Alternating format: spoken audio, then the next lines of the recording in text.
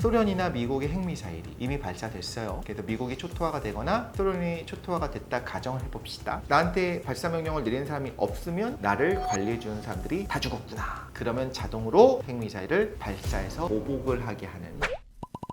안녕하세요, 이덕실입니다. 과학 칼럼니스트, 과학 커뮤니케이터, 과학 평론 하고 있습니다. 가능할 수는 있을 것 같습니다. 그러니까 목표 지향적으로 되어 있을 때 제 1 목표가 무엇으로 설정됐냐에 따라 다른 것 같아요. 하나만 예를 들자면 밀가루를 만드는 로봇이고 처음부터 프로그래밍 자체가 무조건 모든 종류의 밀들을 다 밀가루를 만들려고 해놨습니다. 어느 날 갑자기 밀을 심기 위한 종자는 남겨놔야 되는데 그걸 포함해서 모든 걸 전부 다 계속 밀을 만드는 겁니다. 그리고 밀이 될 수 있을 만한 모든 것들을 다 부셔서 밀가루를 만들어요. 나중에는 얘가 구분하지 못했기 때문에 쌀도 부셔서 쌀가루 만들면서 밀이라고 생각하고, 이게 잘못하고 있는 건가요? 나쁜 건가요? 아니죠. 말하자면 버그일 수도 있고 얘의 어떤 권한 설정을 잘못해서 이런 문제가 된 건데 긴급 차단이라든가 이런 것들이 있어야겠죠, 원래는. 근데 그런 걸 하지 않았을 때 이런 식의 잘못된 행동을 할 수가 있는 겁니다. 이 경우에도 말하자면 그 AI의 판단이요, 다양한 전략적인 판단 가운데서 그걸 할 수 있게 해놓은 게 문제인 거죠. 커맨더가 하는 말조차도 그거 우선으로 내가 무언가 판단을 할 수 있게 한다라고 한다면 문제가 되는 건데, 이런 사례들은 좀 여러 가지가 있습니다. 사실 예를 들자면 이런 게 있을 것 같아요. 예전에 미국이랑 소련이 냉전이 심하던 시절에 소련이나 미국의 핵미사일이 이미 발사됐어요. 그래서 미국이 초토화가 되거나 소련이 초토화가 됐다 가정을 해봅시다. 그럼 조국을 위해 보복을 해야 되는데 나는 이제 소련의 미사일 기지에 있는 컴퓨터입니다. 어떻게 해야 될까요? 나한테 발사 명령을 내리는 사람이 없으면 가만히 있으면 안 되겠죠. 핵미사일 기지는 어떤 상태가 정상적인 상태냐면 계속 운용 인력이 있고 주기적으로 지금은 정상적인 상태다라고 그 컴퓨터에게 뭔가 주기적으로 데일리 코드를 입력해줘야 정상인 상황입니다. 없어요. 코드가 안 들어와요. 그럼 어떻게 될 거냐? 다른 채널로 연락을 시도합니다. 다른 미사일 기지로도 연락을 한번 해보고 생체 신호도 감지를 하겠죠. 요즘이라고 한다면. 없어요. 그럼 어떤 판단을 내리게 될까요? 무언가 핵이나 생화학 무기로 인해서 나를 관리해주는 사람들이 다 죽었구나. 그러면 자동으로 핵미사일을 발사해서 보복을 하게 하는 그런 스위치들, 그런 인공지능들이 예전에 다 탑재가 되어 있었습니다. 그런데 얘한테 신호가 들어오는 곡에 낡아서 끊어졌습니다. 그래서 데이터가 안 들어온 건데 얘는 몰랐어요.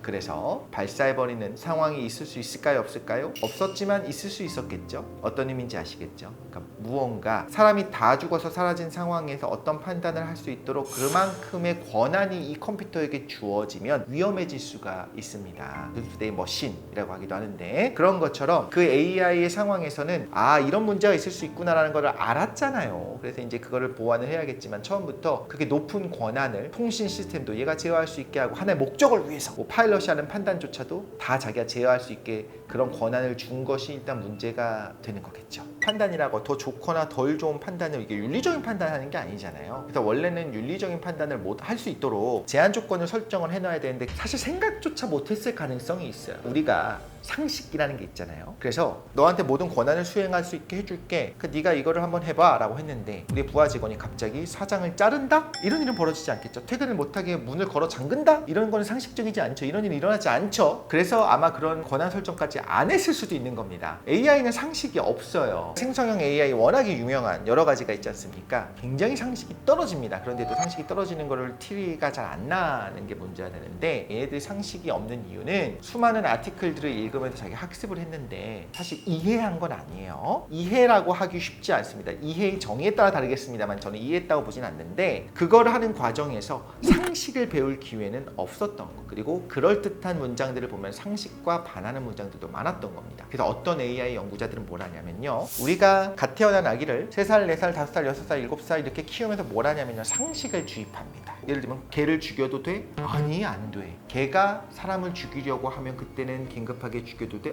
그거는 가능할 것 같아. 그런데 그 사람을 죽이려고 하는 이유가 그 사람이 테러리스트이기 때문에 군견이라면 그러면 또 안 돼. 이런 식으로 우리가 여러 가지 층위들이 복잡하게 되어 있어요. 일반적으로 사람은 죽일 수 있어, 죽이면 안 돼. 테러를 저지른다고 한다고 하더라도 죽이라기보단 저지하라가 되겠죠, 아마도. 그런 윤리적인 판단들이 생각보다 쉽지 않을 때가 있습니다. 자녀를 살리기 위해서 다른 사람을 희생시키는 것이 옳은가? 보통은 그거를 비난하기 쉽지 않아요, 윤리적으로. 그런데 내 자녀를 살리기 위해서 뉴욕에 있는 모든 시민을 죽이는 것이 옳은가 하면 그거는 틀렸죠. 이런 것들에 대한 상식적인 판단을 하나하나 가르치려고 하는 연구도 하고 있어요. 그래서 설계하는 과정에서는 야 설마 이런 거를 이렇게 하겠어 싶은데 그런 실수들을 저지르기도 한다라는 거죠. 법을 넣는다고 해도 해결되지 않는 수많은 윤리적인 문제들이 있어요. 그리고 인간의 행동이 어떻게 이루어지는가에 대해서 안에다가 집어넣어서 알고리즘화 시킬 수가 있는데요. 흥미로운 거는 지금의 AI의 방향은 그게 아닙니다. 어떤 규제를 집어넣고 이 규제 안에서 마음껏 행동해봐 라고 하는 것이 아니고요. 그러니까 딥러닝이라고 하는 학습 자체가 인공신경망이라고 하는 게 어떤 거냐면 왜 되는지는 모르겠는데 그냥 이러면 이렇게 돼. 이런 사례들이 있어. 이 사례를 어마어마한 양을 학습을 시킵니다. 이 규제, 룰에 맞게, 알고리즘에 맞게, 메커니즘에 맞게 움직이게 하는 것이 아니고요. 어떤 판단을 내리게 하는 것이 아니고요. 그냥 왜 되는지 모르지만 이렇게 하니까 되네? 샘플이 이렇게 되는 게 맞네? 그럼 이걸 이렇게 연결하면 되겠구나라고 얘가 내부적으로 판단을 내리게 됩니다. 그래서 이제 가장 간단한 예를 들어보자면요. 숫자 인식이 있어요. 제가 손으로 쓰는 숫자 8이 있습니다. 제가 아무리 못 쓰더라도 여러분들이 보자마자 8인 걸 알 겁니다. 이거를 숫자로 스캔한 자료를 정말로 컴퓨터 안에서 인공지능이 인식시키는 프로그램을 지금부터 짜보세요 하면 짤 수 있어요? 못 짭니다. 들어오는 데이터가요 너무나 방대하기 때문에 너무나 다양하잖아요. 8이 이렇게 쓸 수도 있고 이렇게 쓸 수도 있고 옆으로 누울 수도 있고 어떻게 이거를 8이라고 인식시키냐고. 거의 불가능에 가까웠습니다. 그런데 이거를 우리 시각 정보 집어넣듯이 그냥 요 밝기 정보를 집어넣고서 요건 8이야 라고 하는 다양한 사례들을 학습을 시키고 나니까 우리 신경망처럼 알아내더라는 것이 어떤 AI의 원리, 지금의 그런 인공신경망의 원리입니다. 그런데 원래 그래요. 여러분 개랑 고양이 사진을 제가 주고 구분해보라면 구분하시죠? 얘가 고양이인 거, 얘가 개인 거 어떻게 알았어? 라고 하면 뭐라고 대답하실래요? 당연하잖아 라고 하면서 말씀하실 겁니다. 얘는 이렇게 생겼잖아. 얘는 수염이 이렇게 생겼고 이거 뭐 눈이 이렇고 이거 고양이 이거 코가 뾰족하고. 근데 진짜 그렇게 판단하셨어요? 아니죠. 보자마자 알았는데 왜 그런 판단을 했어? 라고 물어보면 그제서야 근거를 뒤에 대는 겁니다. 지금 딥러닝을 이용한 이런 AI의 판단은요 왜 그런 판단하는지 설명할 수가 없어요. 설명 가능하지가 않습니다. 구조상 그래요. 이게 AI의 한계다라고 얘기할 수 있겠지만 우리도 똑같아요. 나는 왜 너를 사랑하는가? 사랑하는 건 사실인데 왜 사랑하는지를 설명하기가 어려워요. 원래 그래요. 사람도 그렇습니다. AI도 그렇습니다. 그런데 일단 그게 첫 번째 우리가 알아야 되는 AI의 특징이에요. 그래서 내부에 어떤 판단을 할지 모른다라는 거고요. 그런데 상식이 부족하게 되면 우리가 생각하는 것보다 훨씬 더 무서운 이야기를 할 수 있다는 거죠. 그런데 AI의 허언증이 지금 계속 문제가 되고 있습니다. 원래 AI는 구조상 허언증인지 몰라요. 자기가 그냥 이야기를 합니다. 정말 진실을 얘기하는 것과 허언증을 얘기하는 것이 이 내부 로직에서는 그냥 그럴듯한 겁니다. 그래서 얘는 그냥 그렇게 뭐 나쁜 마음을 품고 하는 것이 아니라 그냥 하는 건데 챗GPT 같이 이렇게 생성형 AI, 라지 랭귀지 모델로 만드는 거 보면 천연덕스럽게 말도 안 되는 거짓말을 하거든요. 제가 강연할 때 쓰려고 세종대왕의 명량해전에 대해서 이야기를 해줘, 혹은 세종대왕이 만든 거북선의 활약에 대해 얘기해줘 라고 하면요 막 만들어냅니다. 그런데 너무 디테일해. 1592년 그때 조선 수군이 어땠어, 주로 어떤 수군들이 어떤 병종들이 있었고 일본의 해군은 어떤 것이 있었고 몇 명이 있었었고 그때 적장은 누구였고 이런 얘기를 막 하는 거예요. 여러분 혹시 진술 분석 기법을 아시는지 모르겠어요. 제가 범죄를 저질렀습니다. 사람을 죽였어요. 그런데 내가 하는 진술이 사실인지를 분석하는 방법이 있어요. 그걸 분석하는 분들도 있고요. 그분들 뭘 보냐면 디테일을 봐요. 제가 실제로 있었던 일을 이야기할 때는 묘사를 잘 합니다. 내가 집을 나섰는데 그때 갑자기 더웠고 나가자마자 더위가 훅 느껴져갖고 그때 뭘 했었고 시원한 물을 샀고 막 땀이 이런 진술들을 하는데, 그러다가 정말로 내가 범죄를 저질렀을 거로 보이는 그 시간에 대해서는 후루커 넘깁니다. 그런데 갑자기 봤더니 넘어져 있는 걸 봤어요. 놀라서 제가 일으켜 세우고 갔는데 그만 갑자기 확 비는 거예요. 원래 봤으면 할 수 있는 게 있어요. 뭐 예를 들면 피를 봤다가 하면 그 냄새가 났다, 충격적이었다, 색깔이 어땠다, 뭐 같았었다, 그때 사람들이 뭘 했다, 나의 감정이 있어야 되는데 그게 싹 다 빠집니다. 그래서 이거는 꾸며내는 거구나, 보지 않았기 때문에, 상상하지 못했기 때문에. 지금 제가 이 말씀 해드리는 거죠. AI는요 거짓말을요 어마어마한 디테일을 가지고 해서 진술 분석을 해보면 얘가 맞는지 틀린지 알 수가 없습니다. 가장 큰 문제, 진술 분석관들이 와서 지금은 할 수 있다고 쳐봅시다. 지금 어떤 아티클이 나왔어요. 이걸 생성형 AI가 만든 거라고 지금은 할 수 있는 부분이 있습니다. 그러므로 문제가 없을 거다. 여러분 1년 뒤, 2년 뒤, 6개월 뒤만 하더라도 이거에 대해서 보완을 하면 과연 우리가 알아낼 수 있을까요? 알아낼 수 있다고 합시다. 10년 뒤에 만드는 생성형 AI가 만들어내는 그 아티클을 보고서 요거 문제가 있는데 이건 얘가 잘 모르면서 팩트 체크도 안 된 걸 하는 건데 라고 우리가 구분할 수 있을까요? 못합니다. 그리고 그거는 AI의 근본적인 한계 중에 하나예요. 꼭 우리가 기억할 필요가 있습니다. 똑똑하다의 기준을 세워야 될 것 같아요. 컴퓨터가 잘하는 게 있고 사람이 잘하는 게 있었는데 적어도 AI의 미래를 얘기할 때 초지능을 이야기하기도 하고 인공의식을 이야기하기도 합니다. 이 두 개는 서로 다른 거이기 때문에 보통은 같이 보지만 그러니까 결국엔 초지능이 되려면 의식도 있어야 된다라고 보지만 좀 다르게 한번 생각을 해볼게요. AI가 어떤 범용 인공지능으로서 예를 들면 바둑만 잘 두는 AI, 체스만 잘하는 AI, 설거지만 잘하는 AI, 빨래만 잘하는 AI가 아니라 처음 보는 것도 배울 수 있는 원래는 집안일을 하게 만든 버틀러 봇이 있었습니다. 그런데 얘한테 제가 음악을 분석하는 방법을 가르치고 피아노 치는 거를 넘어서서 작곡을 하게 시켰더니 얘가 하더라! 이런 식으로 범용 인공지능이 나올 수 있을 거예요. 아직은 아니지만 그게 나오고 나면 수많은 것들이 좀 달라지기 시작합니다. 근데 범용 인공지능에서 학습하는 속도를 빠르게 높일 수 있는 여러 가지 컴퓨팅 파워가 들어가게 되면 판단도 잘하고 사람보다 훨씬 더 믿음직한 조우수가 되는 거는 금방 갈 거로 보고요. 초지능이 되면 뭐냐면 컴퓨팅 파워를 무지하게 끌었으면서 인간이 도대체 얘가 이런 판단을 왜 하는지도 모르겠고 모든 인간의 지능을 넘어갈 정도의 빠르고 합리적인 결정을 하는 걸로 우리가 믿기 시작하는 거. 그게 이제 초지능의 출현으로 봐야 될 텐데 이게 뭐 얼마 안 남았다라는 견해도 있어요. 생각보다 AI 발전 속도가 너무 빠르기 때문에 금방 똑똑해질 겁니다. 그리고 어떤 기술들은요 뒤로 물리는 게 불가능합니다.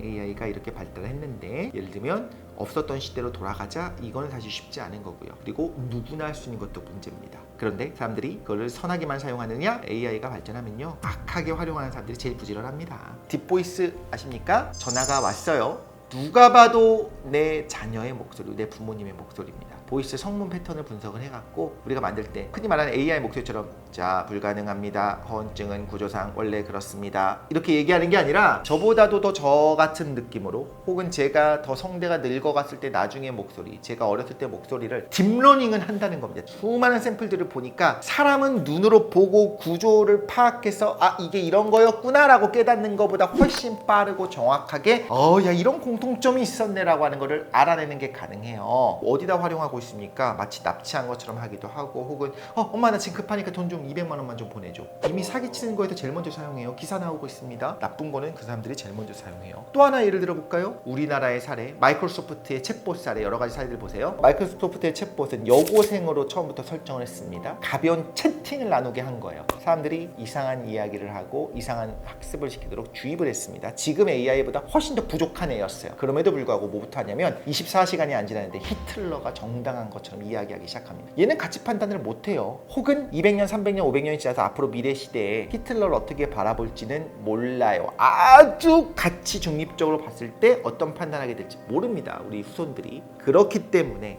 얘도 그런 애라고 본다면 수많은 사람들이 예를 들면 네오나치들이 그렇게 학습을 시키면 얘는 그게 옳다라고 판단할 수밖에 없겠죠. 얘가 만든 사람한테 저기 개발자님 이상하게 사람들이 계속 다시 위대한 아리아인의 상황이 그 나라가 부활해야 된다고 이야기하는데 그게 맞나요? 라고 물어보지 않거든요. 나쁜 것들 혹은 왜곡된 것들 안 좋은 것들을 거기다 먼저 우리가 하려고 해요. 그리고 그게 개발되어 가고 있어요. 예를 들면 어느 나라에 패권주의가 너무 싫은 다른 나라가 기존에 있었던 딥러닝 모델에다가 어떤 학습을 시킬 거냐면 가짜도 상관없으니까 논문도 발표하고 계속 발표시키는 겁니다. 21세기 초반에 어떤 예를 들면 어떤 나라에 어떤 것들이 어떤 문제가 돼서 지금 미래는 분위기는 사람들은 이렇게 가고 있다라고 하는 게 사실관계는 상관없어요. 얘는 뭘 갖고 분석합니까? 얘네들은 인터넷에 있는 아티클을 갖고 분석하잖아요. 그런 아티클을 많이 생성해 줍니다. 그 다음 세대의 AI 모델이 학습하는 아티클들이 주로 뭐가 있을까요? 한쪽의 입장을 대변하게 되겠죠.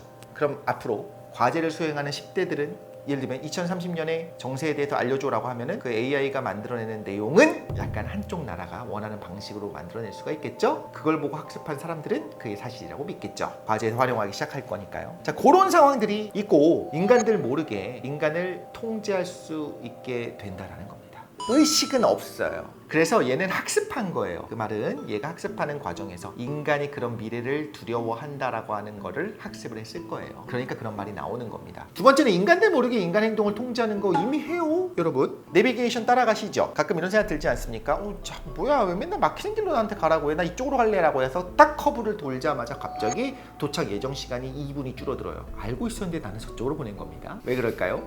적절하게 배분을 해요. 내비게이션을 정말 많이 쓰고 있을 때 모두가 A 길로 가게 되면 이 길이 또 막히게 될 거 아닙니까? 그것까지도 학습을 한 겁니다. 의도적으로 나를 미워해서는 아니겠지만 인간들 모르게 이게 최선의 길입니다. 우리가 추천하는 길이에요 라고 하면서 통제하는 겁니다. 그 통제라고 하는 것 자체는 무슨 가스라이팅을 한다든가 인간을 노예로 부린다 이걸 말하는 건 아니죠. 자, 그리고 챗봇들이요, 사람이 아닌데 인간인 척하죠. 그래서 우리를 인간인 것처럼 착각하게 만들고요. 인간이 정말 이해하는 것처럼 얘가 이해하고 있고 얘가 요약을 기가 막히게 하는데 얘가 정말 상상하고 생각하고 있는 것처럼 착각하게 만들어요. 우리는 그래서 사람인 것처럼 나도 모르게 본능적으로 우리가 착각을 하게 됩니다. 요게 위험하다고, 그래서 규제를 해야 된다 라고 일부러라도 더 자연스럽게 만들 수 있지만 덜 자연스럽게 하고 계속적으로 나는 AI의 대답이다, 이거 나는 의식이 있는 것이 아니다라고 하는 걸 계속 주의를 환기시킬 필요가 있다라고 이야기합니다. 왜냐하면 이거는 진화적 단계에서 이렇게 사람처럼 이야기하는 사람이 아닌 존재를 본 적이 없어요. 그럼 계속 보다 보면 우리는 자연스럽게 어떻게 착각할 수밖에 없냐면 얘가 사람인 것처럼 의식이 있는 존재로 착각할 수밖에 없어요. 우리가 그렇게 진화되어 왔기 때문에 그래요. 그래서 그거를 부족한 걸 보완해야 된다는 존재도 있고요. 논란의 여지가 있는 말씀을 하나 드릴게요. 처음부터 끝까지 보면서 눈물을 흘렸던 다큐멘터리가 있었습니다. 죽은 딸을 엄마가 만나게 해주는 거예요. 가상 공간 안에서. 너무나 그냥 상상만 해도 저 눈물이 날라고 할 정도로 정말 많은 사람을 울리고 감동하고 했었던 프로그램이 있었습니다.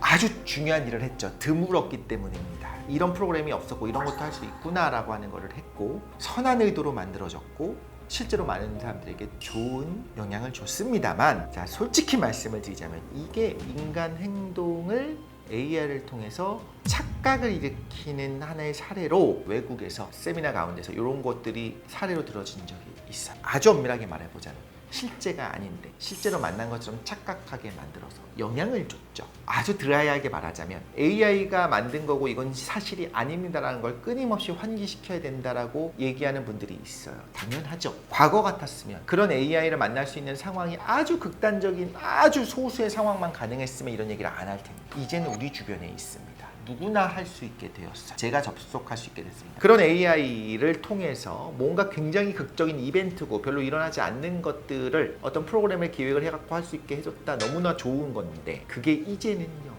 누구나 할 수 있는 세상이 됐어요. 여러분 딥페이크 영상이요 범죄에만 활용된다고 생각하지 마시고 어느 정도 왔는지 보시면 깜짝 놀랍니다. 나보다 더 나같이 만들고요. 내가 원하는 이상형이 정말 살아 숨쉬는 것처럼 움직이게 만들 수가 있어요. 그리고 우리는 좀 더 시간이 지나면 VR 안경 끼고 나면 진짜 그게 내 옆에 있는 게 돼버리는 겁니다. 사람을 조종하는 거죠. 특별 장소에서 특별한 경우에만 할 수 있는 것이 아니라 우리 생활 옆으로 훅 들어오게 될 때는 규제를 해야 된다는 목소리가 나오는 거고요. 제가 아까 말씀드린 것처럼 저한테도 감동을 줬고 너무나 많은 분들에게 저 프로그램을 비판하는 게 아닙니다. 근데 그게 하나의 보편화된다라고 했을 때 사람을 조종하는 하나가 될 수 있다라는 겁니다. 교황이 명품 패딩을 입고 있는 것 같은 그런 게 이슈가 됐던 거 기억나시죠? 이런 사진이 다 있어? 하고 웃었습니다. 이제 하나의 해프닝이었죠. 왜? 가짜인 게 바로 드러났거든요. 그런데 만약에 기사화되지 않고 이 사진이 묵혀져 있다가 3년 뒤에 복원된다 해봅시다. 교황은 내가 이런 거 입은 적이 없어 라고 하지만 어떻게 믿죠?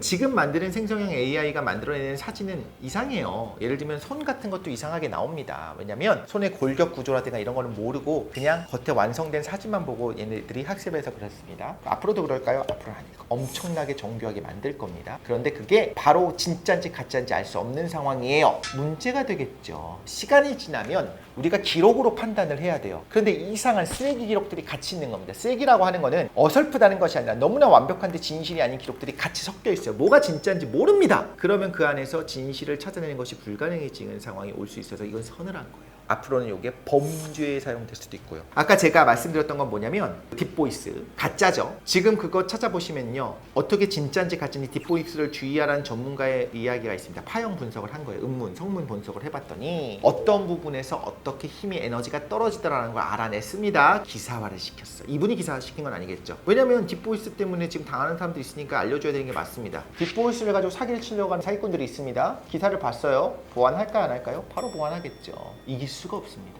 무서운 세상인 거는 그걸 말하는 거예요. 딥러닝이라고 하는 것 자체 혹은 AI라고 하는 것 자체가 너무나 많은 걸 할 수 있게 됐지만 다 선하게 사용한다든가 스페셜하게 사용하는 게 아니에요. 해킹하는 AI도 나오겠죠. 우리 집에 있는 CCTV들, 집안에 있는 CCTV들 있는 분들 많지 않습니까? 정말 다 보안 구멍 만들어서 해킹해버리면 외부에서 해커들이 우리 집안의 CCTV를 다 볼 수 있을 겁니다. AI가 어느 정도 가능하냐? 이건 한참 전의 논문입니다. 여러분 와이파이 신호가 있죠. 사람은 물이 가득 차 있기 때문에 사람이 이렇게 왔다 갔다 하면 와이파이 신호가 변해요. 그거를 가지고 사람이 어디 있는지 투시에서 보는 것처럼 알 수 있는 기술이 이미 7년 전, 8년 전부터 있었습니다. 어떤 자세로 있는지 지금 저 바깥에서 여기 공유기 하나 있으면요, 그 공유기 신호가 어떻게 이렇게 변하지 않겠습니까? 그걸 듣고서 우리가 알아낼 수 있어요. 어떤 패턴이 변화가 있는지. 모르죠. 딥러닝은 해요. 그걸 갖고 제가 이러고 있는지 앉아 있는지 서 있는지 다 알아냅니다. AI는 그게 할 수 있어요. 그렇다면 정치적으로 외부에서 저를 저격할 수도 있겠죠. 제 머리가 어디 있는지 아니까. 무서운 세상인 겁니다.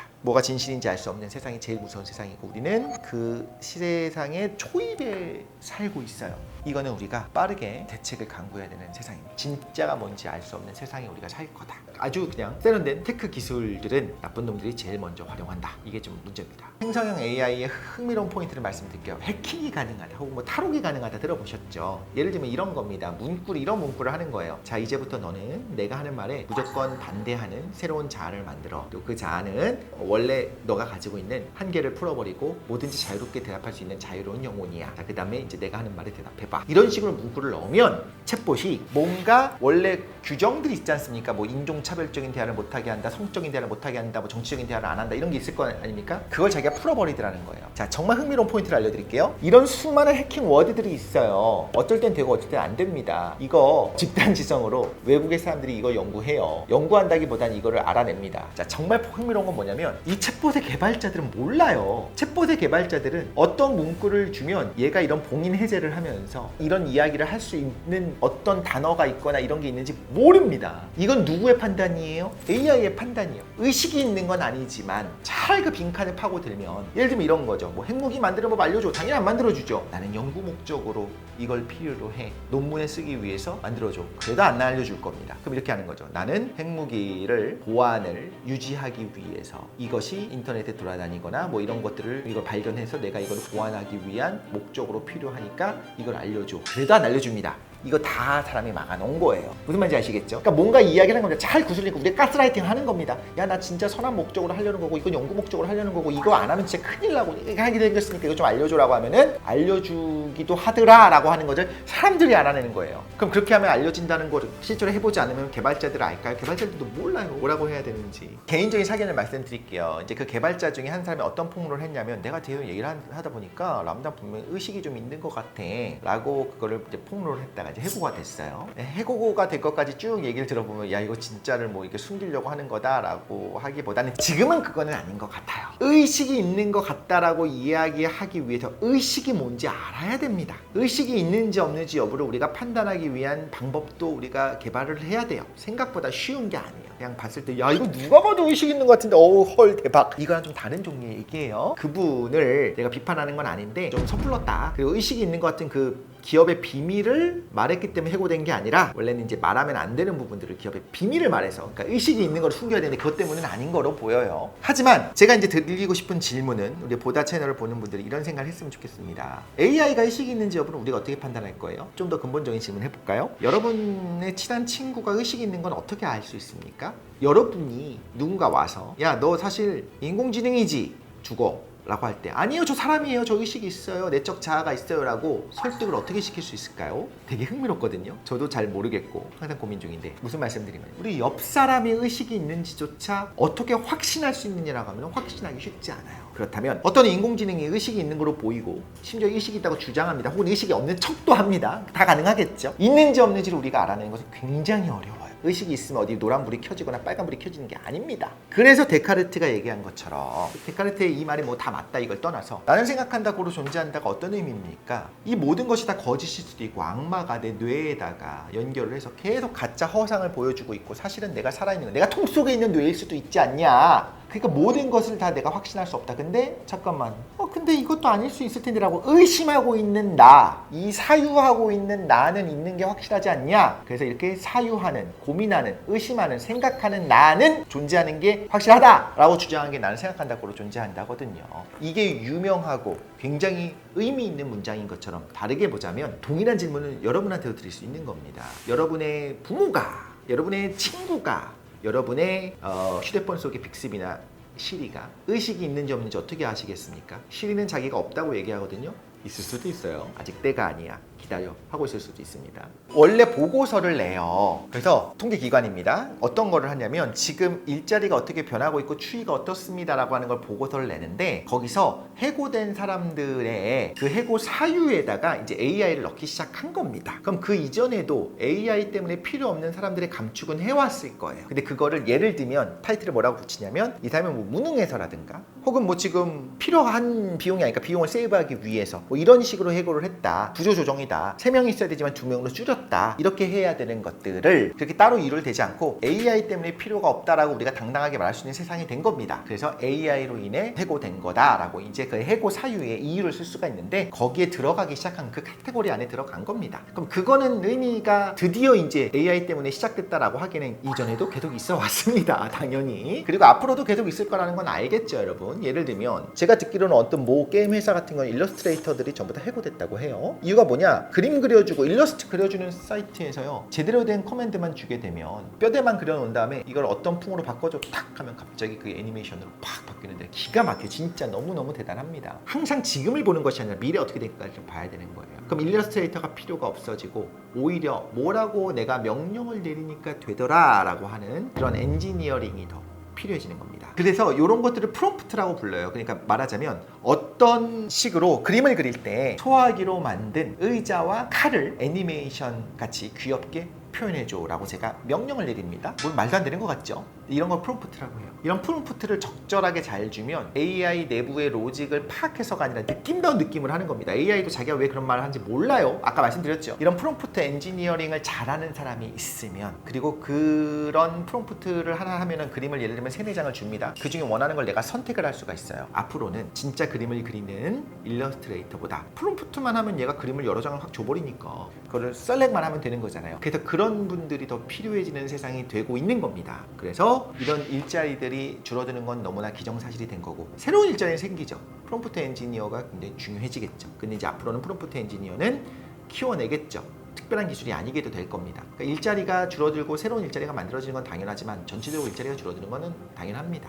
우리가 생각해야 될 것들은 어떤 직업이 없어지지 않을 것 같고 어떤 직업이 없어질 거니까 우리가 뭐 선택해야 된다 이런 것도 있을 수 있겠지만 전체적인 구조를 바꿀 생각도 해야 돼요. 이제 어쨌든 간에 AI가 여러 가지 일들을 대신하는 세상이 될 겁니다. 어려운 일들도 할 거고 전문직을 대신하는 부분도 있을 것이고 허드렛 일도 대신하기도 할 겁니다. 가장 낮은 단계의 허드렛 일 이거는 고저로서 뭐 또 귀하고 귀천으로서 말씀을 드린 게 아니고 이런 일들은 오히려 사람이 해야 될 수도 있을 겁니다. 그러니까 오히려 기본소득부터 시작해서 이제 인류가 어떤 식으로 행복하게 살아갈 것인가를 좀 논의해야 될 때도 되고 있는 거죠. 제일 먼저 인공지능 개발하고 이것을 쓰는 것은 군입니다. 병력을 살리기 위해서 처음엔 AI 개발을 시작하고 나중에는 AI가 귀하기 때문에 병력이 AI를 도와주기 위해 서포트하기 위해서 존재하게 될 겁니다. 아마도 사람이 사람을 해야 하는 로봇을 안 만들 거다라고 하는 건 너무 나이브한 생각이고 3가지가 있겠네요. 첫 번째, 의도하지 않게도 사람을 해야 할 수가 있을 겁니다. 식기세척기가 사람을 다치게 할 수도 있어요. 움직이는 빨래 로봇이 살아있는 생물을 사람이 아니더라도 세탁기에 넣을 수 있습니다. 그 의도하지 않게 이런 문제가 생길 수 있습니다. 첫 번째. 두 번째, 군에서 사용하는 로봇들은 의도적으로 자체 판단을 해서 사람의 생명을 살상하거나 무력화시키도록 프로그램이 될 겁니다. 세 번째가 제일 무서운데 이런 기술을 미국만 갖고 있나요? 테러리스트들이 안 갖고 있을까요? 왜 무차별 폭탄 테러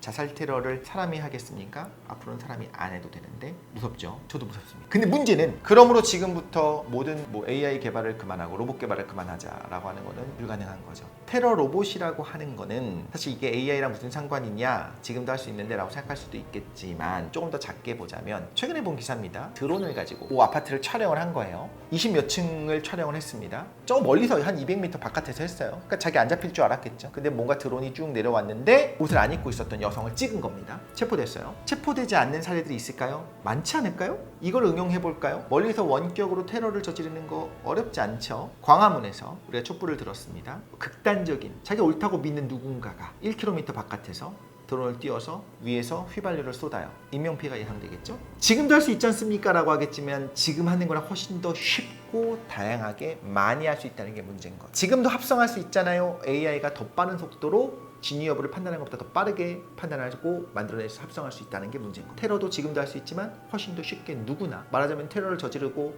프로그램을 삭제하도록 다 모든 세팅을 다 해놓을 수 있습니다. 물리적으로 불까지 지르게 할 수도 있어요. 그런 세상이므로 어떻게 해야 되나. 이불 밖은 위험합니다. 여러분 이불 속에 있읍시다. 이제 소설에 나올 것 같은 상황이네요. 보통 그래서 킬 스위치, 특별한 스위치로 이거를 끄는 거는 항상 필요할 것 같아요. 그러니까 어떤 필요에 의해서 의도한 게 아니더라도 사람의 통제를 벗어나게 할 수 있도록, 그리고 테러리스트들이 와서 그거를 끄지 못하도록 한번 활성 액티베이션이 일어나게 되면 쭉 가도록 하는 것들도 집어넣을 수도 있어요, 심지어. 그런데 얘네들이 그렇게 커다란 컴퓨팅 파워를 집어넣어서 얘가 인공의식을 있게 하지는 않을 것 같아요. 앞으로도 인공의식이 나타날 정도가 되면 말씀하신 것처럼 뭔가 새로운 자기 스스로의 판단을 하려면 전기는 많이 먹을 것 같습니다. 지금 우리 휴대폰이 그런 것까지 하게 하기는 쉽지는 않을 것 같은데 모르겠습니다. 이것도 함부로 말하기는 쉽지 않으니까요. 징조는 모르겠습니다. 그런데 얘한테 얼마나 자유도를 줄 것인가는 이제부터 우리가 여론을 만들어야 되는 겁니다. 지금까지는 어쩔 수 없었지만 이제부터는 무언가 더 높은 컴퓨팅 파워를 가지고 있는